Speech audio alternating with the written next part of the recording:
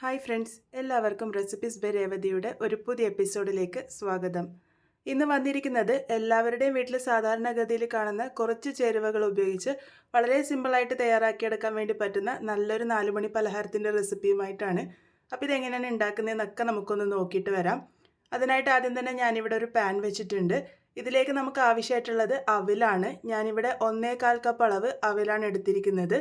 നിങ്ങൾക്ക് വെളുത്തതോ അല്ലാന്നുണ്ടെങ്കിൽ ബ്രൗൺ നിറത്തിലുള്ളതോ ആയിട്ടുള്ള അവിൽ ഉപയോഗിക്കാവുന്നതാണ്. അതുപോലെ തന്നെ നല്ല തിക്കായിട്ടുള്ളതോ ഒരല്പം നേർത്തതോ ആയിട്ടുള്ള അവിൽ വേണമെങ്കിലും ഉപയോഗിക്കാവുന്നതാണ്. ഇതാദ്യം ഒന്ന് ചെറുതായിട്ട് റോസ്റ്റ് ചെയ്തെടുക്കുക. ആ ഒരു അവിൽ ഒരല്പം ക്രിസ്പിയായി വരുന്നത് വരെ മീഡിയം ഫ്ലെയിമിൽ വെച്ചിട്ട് തുടരെ ഇളക്കി കൊടുത്തുകൊണ്ട് ഒട്ടും കരിയാതെ നമുക്കൊന്ന് ഫ്രൈ ചെയ്തെടുക്കാം. ഒരിക്കലും ഹൈ ഫ്ലെയിമിൽ വെച്ചിട്ട് ചെയ്യേണ്ട. ഹൈ ഫ്ലെയിമിൽ വെച്ച് ചെയ്യുമ്പോൾ പെട്ടെന്ന് കരിഞ്ഞു പോകാനുള്ള സാധ്യതയുണ്ട്. ഇതിപ്പോൾ പാകത്തിന് റെഡി ആയിട്ടുണ്ട്. ഇത് റെഡിയായോ എന്ന് അറിയാൻ വേണ്ടിയിട്ട് ഒരല്പം കയ്യിലെടുത്തിട്ട് ഒന്ന് പ്രസ് ചെയ്ത് നോക്കുകയാണെങ്കിൽ നല്ല ക്രിസ്പി ആയിട്ട് ഇരിക്കുന്നുണ്ടെങ്കിൽ അത് പാകത്തിന് റെഡി ആയിട്ടുണ്ട്. ഇതിൻ്റെ ചൂടൊക്കെ ആറാൻ വേണ്ടിയിട്ട് നമുക്കൊന്ന് മാറ്റി വയ്ക്കാം. ചൂടാറിയതിന് ശേഷം വേണം നമ്മളിതൊന്ന് പൊടിച്ചെടുക്കാൻ വേണ്ടിയിട്ട്.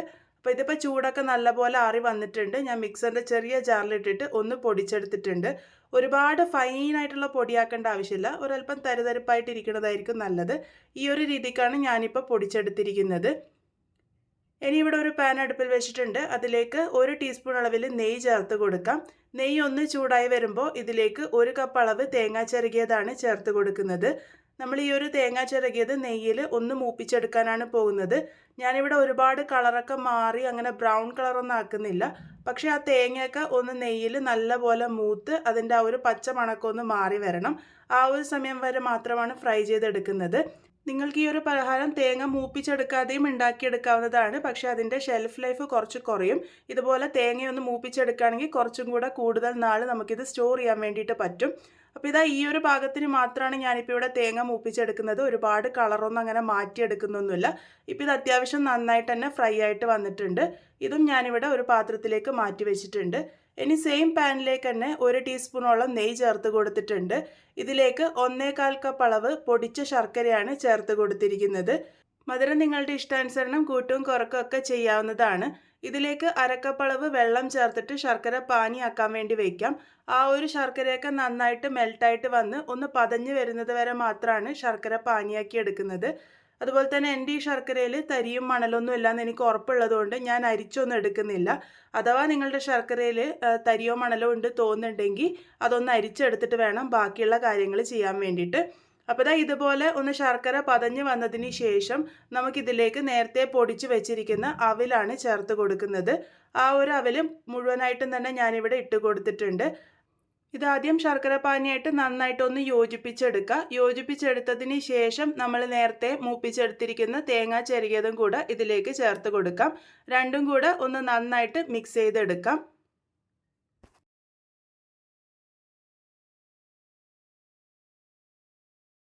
ഇനി ഇതിലേക്ക് ഞാൻ ചേർത്ത് കൊടുക്കുന്നത് പൊടിച്ച നിലക്കടലയാണ്. ഇത് സാധാരണ നിലക്കടല പച്ചയായിട്ട് നമുക്ക് സൂപ്പർ മാർക്കറ്റിൽ നിന്ന് വാങ്ങാൻ കിട്ടും.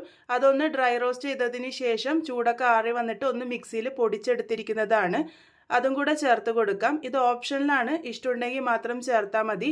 അല്ലാന്നുണ്ടെങ്കിൽ നിങ്ങൾക്ക് ഫേവറേറ്റ് ആയിട്ടുള്ള ഏത് നട്ട്സ് വേണമെങ്കിലും ചേർത്ത് കൊടുക്കാവുന്നതാണ്. പക്ഷേ ഈ ഒരു നിലക്കടല കൂടെ ചേർത്ത് ഈ ഒരു പലഹാരം ഉണ്ടാക്കുമ്പോൾ രുചി ഒന്നും കൂടെ കൂടും. ഇപ്പോൾ എല്ലാം കൂടെ ഞാനിപ്പോൾ നന്നായിട്ട് തന്നെ മിക്സ് ചെയ്തെടുത്തിട്ടുണ്ട്. ഇതിലേക്ക് ഏറ്റവും അവസാനമായിട്ട് 1/2 ടീസ്പൂണോളം ഏലക്ക പൊടിച്ചതാണ് ചേർത്ത് കൊടുക്കുന്നത്. അതും കൂടെ ചേർത്ത് കൊടുത്തതിന് ശേഷം ഒന്ന് നല്ലപോലെ മിക്സ് ചെയ്തെടുക്കുക. വെള്ളപ്പറ്റ് ഒട്ടുമില്ലാത്ത രീതിയിൽ ആവുന്നത് വരെയാണ് നമ്മളിതൊന്ന് മിക്സ് ചെയ്തെടുക്കേണ്ടത്. ഇപ്പം ഇതിപ്പോൾ പാകത്തിന് തന്നെ റെഡി ആയിട്ടുണ്ട്. അവിലൊക്കെ പെട്ടെന്ന് വെള്ളം കുടിച്ചെടുക്കും. അതുകൊണ്ട് തന്നെ ഇത് തയ്യാറായി കിട്ടാൻ വേണ്ടിയിട്ട് ഒരുപാട് സമയമൊന്നും എടുക്കില്ല. ഇതിപ്പോൾ പാകത്തിന് റെഡിയായി വന്നിട്ടുണ്ട്. ഞാനിതിപ്പം ഒരു പാത്രത്തിലേക്ക് മാറ്റി വെച്ചിട്ടുണ്ട്.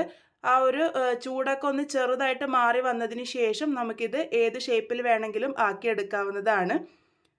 അപ്പോൾ ഞാനിപ്പോൾ ഇവിടെ ഷേപ്പ് ചെയ്തെടുക്കാൻ വേണ്ടി പോകുന്നത് ഇതുപോലെ ഒരു കപ്പ് കേക്കിൻ്റെ മോൾഡ് ഉപയോഗിച്ചിട്ടാണ്. ഇങ്ങനെ തന്നെ ഷേപ്പ് ചെയ്തെടുക്കണമെന്ന് നിർബന്ധമില്ല.